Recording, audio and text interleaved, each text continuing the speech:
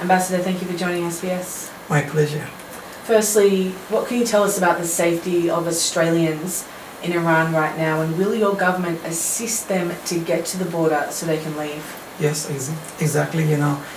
The Australian Iranians that they have come to Tehran for the visit or something, quite a few number of them, was going to just have a transit, to out of Iran because of the situation, as you are aware. The Ministry of Foreign Affairs and other organizations facilitated some routes. They could use it, to their convenience, either through Iraq and also Turkey and Armenia and also Azerbaijan. I was just got such a notice that the Australian DFAT, preferred to use the Azerbaijan passover. We do have information that they are passing, safely. My own family was in Tehran for vacation and they are coming back, through the Turkey, and so the things are going for the better by the sake of the God, yes. There has been news throughout the day. I mean, your foreign minister in the early hours of this morning here was ambiguous about this suggestion of a ceasefire.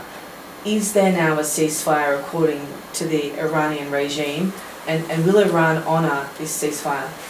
According to the Iranian government, not regime. And the declaration has, just announced that Iran also is going to have it based on the local time, 7:30.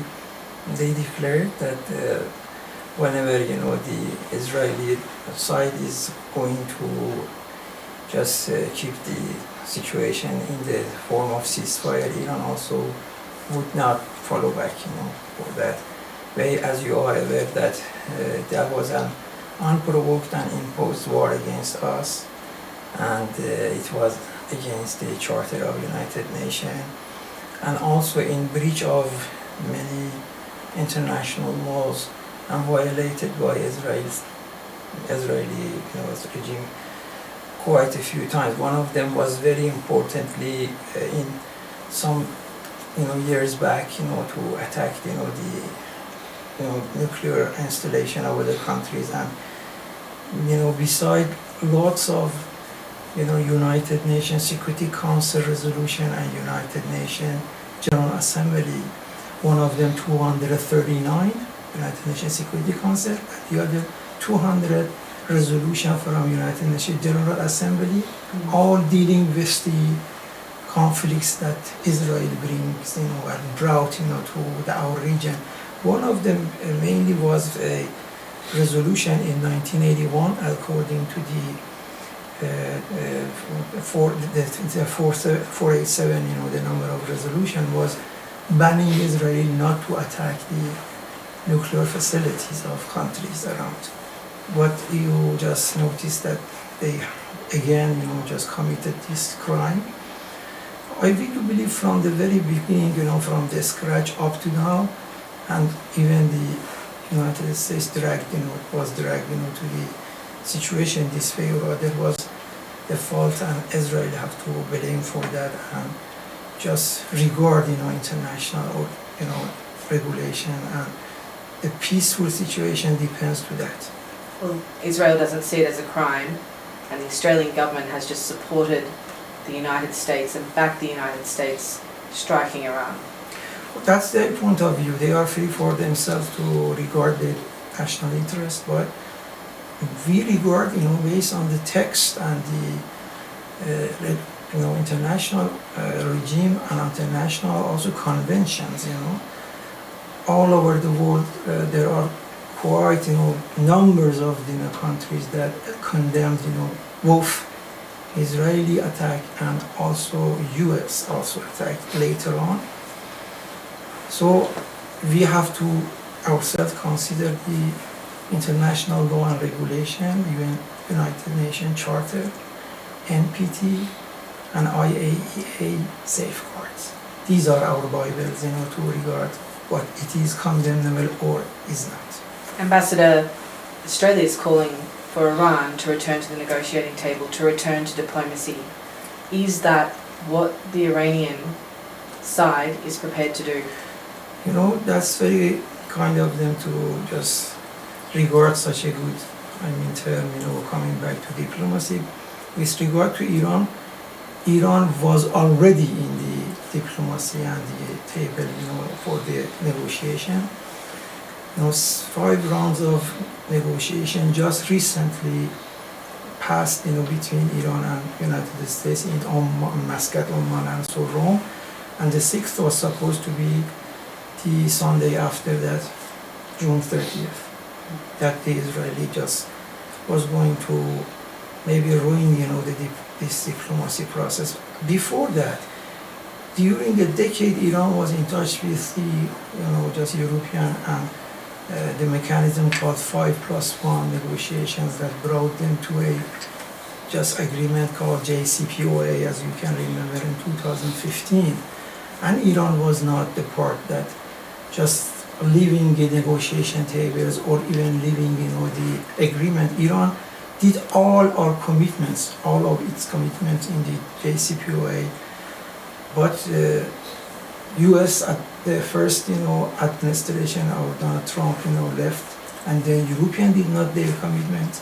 So all the time we are fully ready to be at the negotiation and diplomatic process. Fully ready. How do you move forward with people from Israel who you clearly don't trust?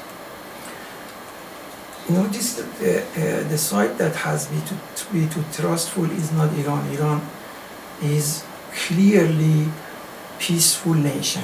If you go back to history, Iran during 500 years ago up to now has not attacked a premeditated or preemptive strike against any neighbors. But come back to entity called Israel, as you said. About 700 conflicts and 10 major war was inflicted by Israel against the neighborhood. The latest was with Iran. One year ago, you can remember that they attacked our embassy in Damascus and just assassinated a few our, military counselors that they were attached to the then, government of Syria. So the neighborhood, the region, and the world has to find a way that Israel be just adhere to the laws and regulation, and Iran is not the one that should give something, as the confidence measure.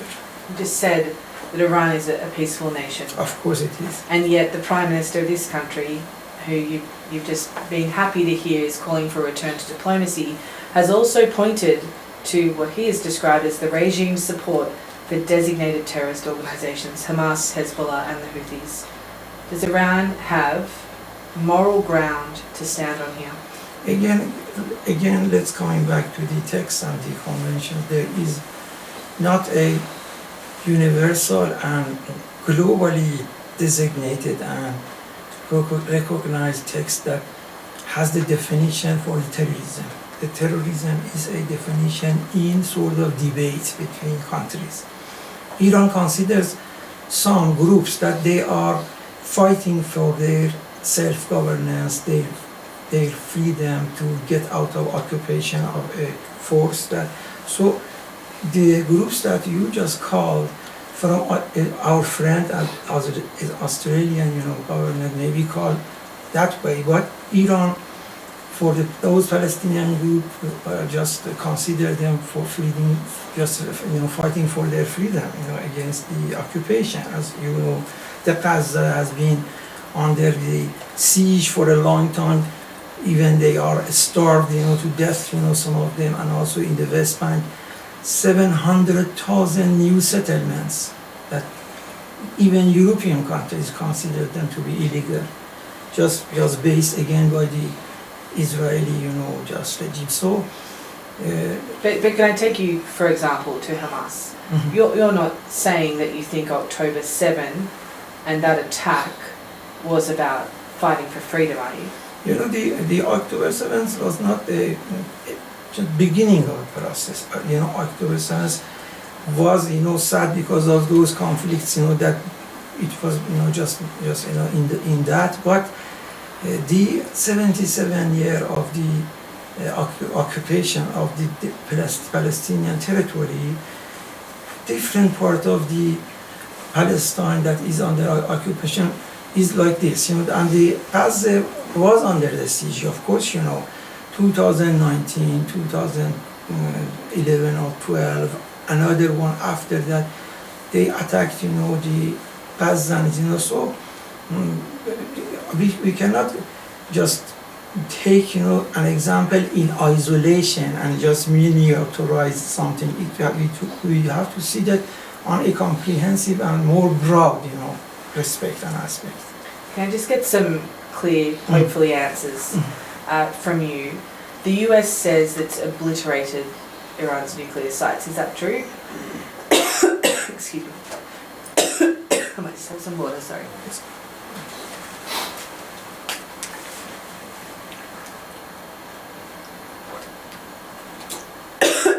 Canberra air. Go ahead, take your time. Sorry. I'll just return to that question. Has the US obliterated those nuclear sites? They have attacked, a few sites that they were peaceful, just nuclear program of Iran, and all of them, they were on the safeguard of IAEA, and inspection by IAEA inspectors was done on them regularly, on a very regular basis. Therefore, first of all, let's just view it as this perspective that it was illegal and just against NPT, and Iran is an NPT member. Therefore, Iran does have right to have the peaceful nuclear program. Therefore, not any country that maybe find in itself in a military might, this might does not bring, the righteous, just right for somebody to attack the others, without any reason. Therefore, it was an illegal, attack. Then come to the point that you said. There, of course, there are some damages on the site, and in Isfahan, in Natanz, and also in Fordo, near Qom. I don't know exactly, because after, just a while they can go and just a survey on, the situation that, either, through IAEA or other Iranian independently. Because of that situation, we cannot have an estimate how much, damage. Personally, for myself, I don't know. But I do believe that we have to see it. It should not have been done in that way, because Iran was ready to just remove any just misunderstanding in close, just negotiations and cooperation with IAEA for a long, time, and for a while, and also with US itself. Therefore, for the future perspective for that our, just program, we have to see that all parties should recognize Iranian legal right to use nuclear program and nuclear use of just the enrichment even. But have the nuclear sites that the US hit been obliterated? Oh, the obliteration is a very drastic and very grave, just term, I have not seen myself the situation, and the based on the Atomic Energy of Islamic Republic of Iran report, no, radiation or something like that came out of that, and if it's not hazardous or in peril of, people over there. But I have not any technical, report that it is verified by the, organizations concerned in Iran about the dimensions of damages, But of course, such a just brutal attack against, the installation is not free of, damage. So the trucks that satellite images have captured lining up at that site in the weeks ahead of this attack, were they carrying the enriched uranium away? I don't know about, the report that you say truck or something. Maybe it is intelligence, just you do have, but I do not have access to. They're publicly available photographs, satellite images of a line of trucks. I don't have any idea about that, really from my, just formal channels. Okay. So the general consensus in the certainly Western community of analysts and academics who study this deeply is that there is no reason for Iran to enrich uranium to this level unless it's to be used for nuclear weapons. You say which circles, scholarly as well, you mean? Scholarly circles? Vast circles. I am really amazed, to that, just survey or to that. You know why? Because a country that does have a nuclear program for civilian use, like electrical reactors, it should have, and also Iran, based on the knowledge-based resources that it does have, very just knowledgeable people that they do have the know-how to just use their capacity to help their people. This from one point of view, that NPT, that Iran is a member of it, and also IAEA safeguard, neither of them just put a limitation on any particular player not to have the right to use enrichment. Therefore, enrichment is like any nuclear usage, just peaceful one, is a right of NPT members. Therefore, Iran should not be excluded, and even the level of it and the percentage of the enrichment, it is something that would be negotiated between that player, that member, and IAEA based on the need on the ground. Iran does have the medical usage of the isotopes, that needs enrichment. Iran does have reactor. Then came to a third, part. Iran was a member of a consortium like Eurodif that was based in France in 1970s. 23% of it was just purchased by Iran, that one, a large amount of money. Even just 1 gram of the uranium enrichment we did not receive from them. Even they were declining to give us our money back. Therefore, Iran, having experience of such vast, unjust and unfair, sanctions on it, during the year, that how, if you were just on the behalf of Iran, for example, you were Iran to decide, would you trust, anymore to those so-called, for example, international, for example, community or something, whatever they call it. But Ambassador, are you saying there is another reason to enrich uranium to 60% and above, no, apart from making nuclear weapons? Or are you saying that you have a right to have nuclear weapons? No, I'm not talking about, I'm not just, talking about the percentage of enrichment of uranium. I mean the very right of having to, this right to enrich for example, Iran does have a comprehensive to have something like 2,000 megawatt, I don't know exactly, maybe the number is not just very right, just have to see. Many reactors are going to be built in the next year, the future to come. Therefore, when we do have the knowledge, we do have the human resources, we do have the right, we do have the legal just membership of the NPT, how come we self-sanction ourselves of the enrichment? Therefore, the percentage could be, as I mentioned to you, could be negotiated between Iran and IAEA. Even the 60% could be downgraded, could be just take another shape for ordinary usage. Therefore, it is up to diplomacy, up to the negotiation, as you just mentioned, and we are fully prepared for that. And are you saying that Iran intends to continue with its nuclear program, enriching uranium to this level and above, nuclear weapons grade, and that is the right of Iran? No, I didn't mean that. Nuclear weapon grade is not 60%, it is 99, 98, first of all. Then, I told you, if Iran comes to the conclusion with the legal partners like IAEA and other also countries that they are responsible for having the enrichment right for the peaceful purposes. Peaceful purposes is defined by IAEA and Iran. Therefore, Iran is ready even to, for example, downgrade that, fissile material that it does not have to the lower. It could be negotiated. Okay. Not weaponization at all. Iran does not have any program for that. There is so much happening in the world right now, as you know, and some of the reactions that have come in over the last couple of days to these latest developments include from the US President asked if the current Iranian regime, using his word, is unable to make Iran great again. I'm just quoting. No.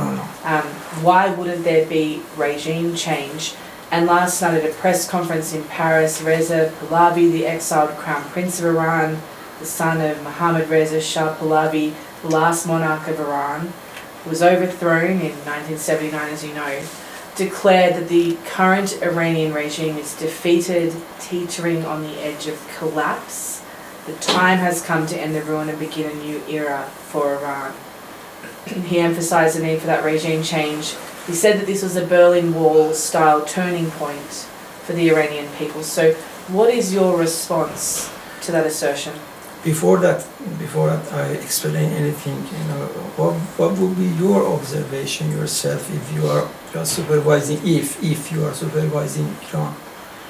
The man that you just mentioned the name, he does not deserve for any comment on it, because he doesn't have any legitimacy even among, maybe some groups that they have differences over something in domestic politics. In Iran, nobody recognizes him. When he just called for example, a gathering in Europe or somewhere, maybe not more than 50 or 100 people gathered there. How much just does have the, confidence in the Iranian people. Therefore, not only these are the absurd, sorry to say that, not by them, after these illegal attacks against Iran, solidarity and unity among Iranian people in different groups and ages solidified, more and more, even further. You don't think it's been damaged? You don't think the Iranian leadership has been damaged by what's happened? Not only due to this, very bad, calculated and very bad, just ill, minded, attacks that Israel did. Not only any of the legitimacy of our government system, damaged, but also it was more and further consolidated because of the unity among our people. If you have some maybe advisors, that could help you to see the text, to see the social media, you will find out even some of them that did have maybe differences between them and Iran government. After such just events and developments, they come to the support of their countries. Can I ask you about a post that you put on X, where you, as I'm told from our research, referred to Israel as the Zionist plague. You called for its removal from the Holy Lands of Palestine by 2027. Are these the types of threats from you and other Iranian politicians that are fueling the conflict? Do you stand by those comments? I say that just let me initially mention that it was a misunderstanding, that they were just making out of it by some lobbies inside here, and because it was not meant to do anything physically or militarily or something against Israel. But the wording, Zionist plague to be removed from the Holy Lands. Let me explain, you just mentioned. Sure. It was a prediction by a resistance leader of Palestine. It was a quote that he said, for example, by the way and by the process that this, for example, Israel is doing against Palestinians, they are taking away their rights, and so maybe they not just last after that year. That was not mine. No, that was not my, just prediction. It was a quote. And then come back again to Iran's position. With But that. did you post it? You posted it. At that time, Under your name? at that time, it appeared to my X account, or either by myself. It is irrespective of who posted. But But did you write that? no, Did you write that? just let me explain it. What that did it mean? It's, the Iran, just position with regard to the occupied territories, and this also present regime there is not to any removal through the military or killing people or the ones that they are there residing there. Iran has been in a position that the Palestinians should have the right for self-governance and to have their own nations, because they are belonging to that territory. Therefore, there should be a formula that a state of Palestine just be a state that Palestinian also does have, shape in that. Therefore, bringing a sort of mechanism that everybody in Palestine could have a vote, one person, one vote, to just define and to just see the form of government, what would be either the Jews, either the Muslims or Christians, that they are. That would be the democratic form that just bring about the shape of the government. That was our just justification for the having Palestine his own just country or own state. This is not sort of that Iran wants to remove of me as a diplomat or any politician to have militarily or using force or something. Would you choose those words again now that you've reflected on how that comes across, or would you change your language? It depends on the situation. We are now busy with so many other, the environment around us, so we are taking our time in other form. But that one did not mean anything, with regard to harming any people over there. Just finally, we're hearing reports from Australians who are stuck in Iran. They're terrified of reprisals if they speak to Western journalists or family outside of Iran. So what assurances can you give the Iranian diaspora that their loved ones won't be harmed if they speak out? Of course, there is no ground that, based on that, a reprisal should take place, because anybody outside of Iran does have right to come back to Iran, and it is freely, accepted. We declared all people that maybe they had some differences, even the position, they were something different than, the current, position of the government. They can come to Iran and without any just thinking of any just harm or threat of them. So therefore, I don't know anything about such, just occupation or anxiety among anybody. I am in touch with a few of the Iranian Australians that have gone inside Iran, and they are managing to come, and I'm also assisting them in this way. So they're free to speak? Of course, They're free to criticize the government? Yes, the criticism in Iran is a matter of daily life. I don't know if you can use the Persian language. I can just forward to you some debates that they are taking place in the Iranian TV, and the professor of the university just frankly and outrightly is criticizing the supreme leader of Iran by name, and was just criticizing the policies. Nobody even touch him. He goes to the ordinary life of. Therefore, it is very just a matter of just daily life over there. They can. It's not out of any just question. I'd like to talk about that. So pause for a moment, just check. Is there anything else that? I just want to come back to Anna's question about Benjamin Netanyahu and Donald Trump's suggestions that the Ayatollah should be removed. Mm-hmm. What would be the consequences of a Western-led intervention or an Iranian people-led uprising? First of all, there was a very, very just big and out of just question, out of any just debate, that such a very crime anybody could do against our leader in Iran. Removed by, if it means the removed by the terrorist act of Israel, it would be out of calculation what would bring to the predator of that just such a just nasty action. So I do not even talk about it, and I just advise our adversaries not even think about it at that way. What are you saying would happen?